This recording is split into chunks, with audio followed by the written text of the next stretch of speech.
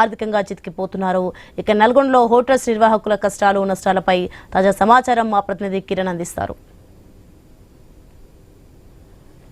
Hotels రెస్టారెంట్లపై తీవ్ర effect చూపిస్తున్న పరిస్థితి అయితే ఉంది. ఎందుకంటే రోజు రోజుకు ఇటు కమర్షియల్ సిలిండర్లు నిషేధించినటువంటి నేపథ్యంలో ఇటు హోటల్స్ కూడా మూతపడే స్థితికి చేరుకున్నటువంటి పరిస్థితి అయితే ఉంది. నిన్న మొన్నటి దాకా చూసాం, ఇటు చెన్నై, బెంగళూరు లాంటి మహానగరాల్లో హోటల్స్ మొత్తం మూతపడుతూ ఉన్నాయి. ఆ ప్రభావం ఇప్పుడు తెలుగు రాష్ట్రాల్లో కూడా పడుతున్నటువంటి పరిస్థితి అయితే ఉంది. ఎందుకంటే ఇటు కమర్షియల్ సిలిండర్లు దొరకని నేపథ్యంలో ఇటు హోటల్స్లో మూతపడతా ఉన్నటువంటి పరిస్థితులు ఉన్నాయని చెప్పొచ్చు. మనం ప్రస్తుతం నల్గొండ క్లాక్ టవర్ సెంటర్లో నిరంతర రద్దీగా ఉండేటువంటి ప్రసాద్ ఉడిపి హోటల్ దగ్గర ఉన్నాం. ఈ ప్రసాద్ ఉడిపి హోటల్లో పరిస్థితి ఏ విధంగా ఉందనేటువంటి అంశంపై మనతో మాట్లాడడానికి ఇక్కడ హోటల్ మేనేజర్ ఉన్నారు. బ్రదర్ చెప్పండి, కమర్షియల్ సిలిండర్ దొరుకుతున్నాయా? దొరకట్లేదు సార్. ఇప్పుడు అంటే నిన్న వరకు వచ్చింది, ఇవాళ రాలే. ఇంకా రేపు ఎల్లుండి గ్యారంటీ ఇవ్వలేదు ఆయన. ఎప్పుడు మాకు గ్యాస్ ఎప్పుడు రెగ్యులర్గా డిస్ట్రిబ్యూట్ చేస్తారు, వాళ్ళు కరెక్ట్గా డిస్ట్రిబ్యూట్ చేస్తలేదు. ఇప్పుడు నిన్న వరకు అయిపోయింది, ఇవాళ రేపు అని గ్యారంటీ లేదు చెప్తారు. ఇప్పుడు ఏమో తెలియదు ఏమవుతుందో ముందలకి. ఇప్పుడు ఎట్లా నడవాలో హోటల్ కొంచెం కూడా అర్థం కావట్లేదు. చూడాలి ఏమవుతుందో అని. అదే ఇప్పుడు టోటలీ కన్ఫ్యూజ్లో ఉన్నాం మనం. కొంత హోటల్ అన్నీ ఇప్పుడు షట్టర్ క్లోజ్ చేసిర్రు.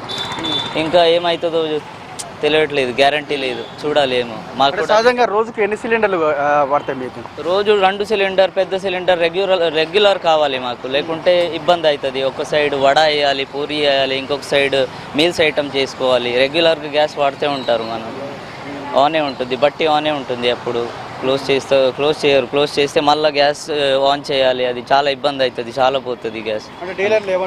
డీలర్ లేవు అంటారు. ఇప్పుడు మొత్తం స్టాక్ అయిపోయింది, గ్యాస్ సిలిండర్లు అన్నీ ఖాళీ ఉన్నాయి.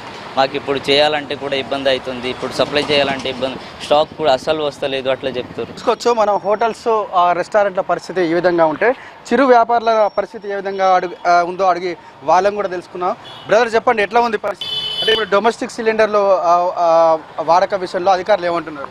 అది వాడలేము మేము, డొమెస్టిక్ వాడలేము. ఇది కమర్షియలే వాడాలి మేము, అందుకే కమర్షియలే వాడుతున్నాము. అది కూడా లేట్ వస్తుంది, టైం మీద వస్తలేదు. లేనప్పుడు బంద్ చేయాలి, వేరే ఆప్షన్ లేదు.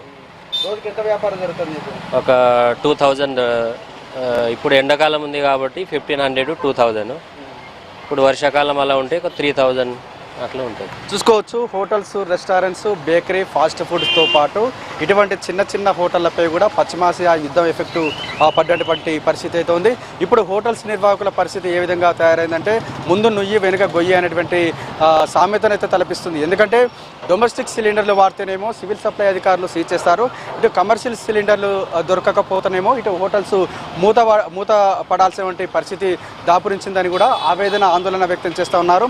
ఇప్పటికైనా ప్రభుత్వం ప్రత్యామ్నాయ మార్గాలు చూపించాలనేటువంటి డిమాండ్ కూడా వ్యక్తమవుతూ ఉంది. ఇది ఇక్కడ పరిస్థితి. కెమెరామెన్ రాజుతో కిరణ్, నల్గొండ.